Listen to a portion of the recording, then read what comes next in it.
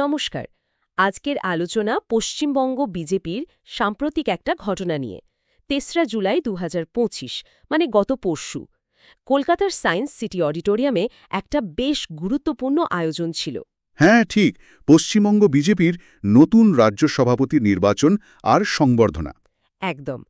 তো আমাদের হাতে একটা বিশ্লেষণ এসেছে, আমরা সেটার উপর ভিত্তি করেই কথা বলবো, বোঝার চেষ্টা করব এই যে নেতৃত্বের বদলটা হলো, এই বিশ্লেষণ অনুযায়ী এর তাৎপর্য ঠিক কি। অবশ্যই। ওই বিশ্লেষণটা বলছে ঘটনাটা সকাল 10টা থেকে শুরু হয়। নতুন রাজ্য সভাপতি হলেন শ্রমিক ভট্টাচার্য। উনি দায়িত্ব নিলেন বিদায়ী সভাপতি সুকান্ত মজুমদারের থেকে। আচ্ছা। অনুষ্ঠানে কিন্তু দলের বেশ কয়েকজন শীর্ষ নেতা, এমনকি কেন্দ্রীয় মন্ত্রীরাও ছিলেন। আর প্রচুর কার্যকর্তা সমর্থক তো ছিলেনই, মানে বেশ বড় মাপের আয়োজন। আর নির্বাচনের ব্যাপারটা, মানে শুনেছি কোনো প্রতিদ্বন্দ্বিতা হয়নি। বিশ্লেষণটা কি বলছে এই নিয়ে? হ্যাঁ, এটা একটা গুরুত্বপূর্ণ পয়েন্ট হিসেবে উল্লেখ করা হয়েছে বিশ্লেষণে। শ্রমিক ভট্টাচার্য আসলে বিনা প্রতিদ্বন্দ্বিতাতেই নির্বাচিত হয়েছেন।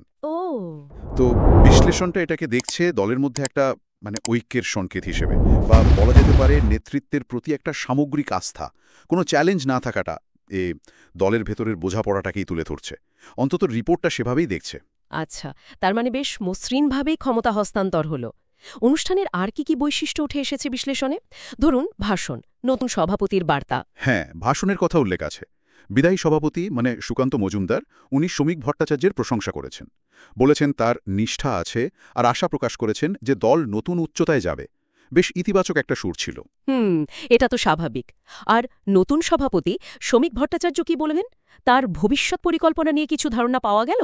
হ্যাঁ, বিশ্লেষণ অনুযায়ী শ্রমিক ভট্টাচার্য তার ভাষণে কয়েকটা মূল লক্ষ্যের কথা স্পষ্ট করেছেন। যেমন ধরুন, একেবারে গ্রাসরুট লেভেল, মানে তৃণমূল স্তর থেকে দলকে আরও মজবুত করা। সেটা তো খুবই দরকারি। অবশ্যই। আর পশ্চিমবঙ্গের মানুষের সার্বিক কল্যাণ আর উন্নয়নকে সর্বোচ্চ অগ্রাধিকার দেওয়ার কথাও বলেছেন। সেই সঙ্গে সুশাসন প্রতিষ্ঠা আর দুর্নীতির বিরুদ্ধে একটা জোরদার লড়াইয়ের প্রতিশ্রুতিও দিয়েছেন। দুর্নীতির বিষয়টা তো এখন বেশ চর্চায়। একদম। আর কেন্দ্রীয় নেতারাও ছিলেন। তারাও নতুন সভাপতিকে শুভেচ্ছা জানিয়েছেন, আর রাজ্যে যে বিজেপির প্রভাব বাড়ছে সেটার ওপর জোর দিয়েছেন। তাহলে মোটের ওপর এই বিশ্লেষণটার চোখে বিজেপির জন্য এই নেতৃত্বের বদলটা ঠিক কি বহন করছে?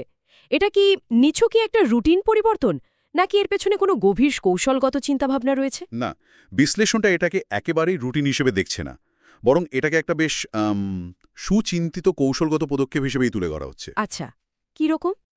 মনে করা হচ্ছে শ্রমিক ভট্টাচার্যের যে সাংগঠনিক অভিজ্ঞতা বা রাজনৈতিক পরিচিতি, সেটাকে ব্যবহার করে দল পশ্চিমবঙ্গে নিজেদের জমি আরও শক্ত করতে চাইছে, বিশেষ করে সামনে যে নির্বাচনগুলো আসছে সেগুলোর দিকে তাকিয়ে। তার মানে একদিকে যেমন বিনা প্রতিদ্বন্দ্বিতায় নির্বাচনের মাধ্যমে একটা ঐক্যের বার্তা দেওয়া হলো, হ্যাঁ, তেমনি অন্যদিকে নতুন সভাপতির ঘোষিত লক্ষ্যগুলো, বিশেষ করে উন্নয়ন আর সুশাসনের প্রতিশ্রুতি, এগুলোকে সামনে রেখে দল এগোতে চাইছে। সম্ভবত শাসক দল তৃণমূল কংগ্রেসকে একটা জোরালো চ্যালেঞ্জ জানানোর প্রস্তুতি। ঠিক তাই। বিশ্লেষণটা তো এই ঘটনাটাকে পশ্চিমবঙ্গ বিজেপির জন্য একটা মাইল ফলক হিসেবেই দেখছে, যেন একটা নতুন অধ্যায়ের শুরু। নতুন অধ্যায়? হ্যাঁ, শ্রমিক ভট্টাচার্যের নেতৃত্বে দল আরও সংঘবদ্ধ হয়ে রাজ্যে একটা পজিটিভ পরিবর্তন আনার চেষ্টা করবে, এটাই মূল বার্তা হিসেবে উঠে আসছে ওই বিশ্লেষণ থেকে।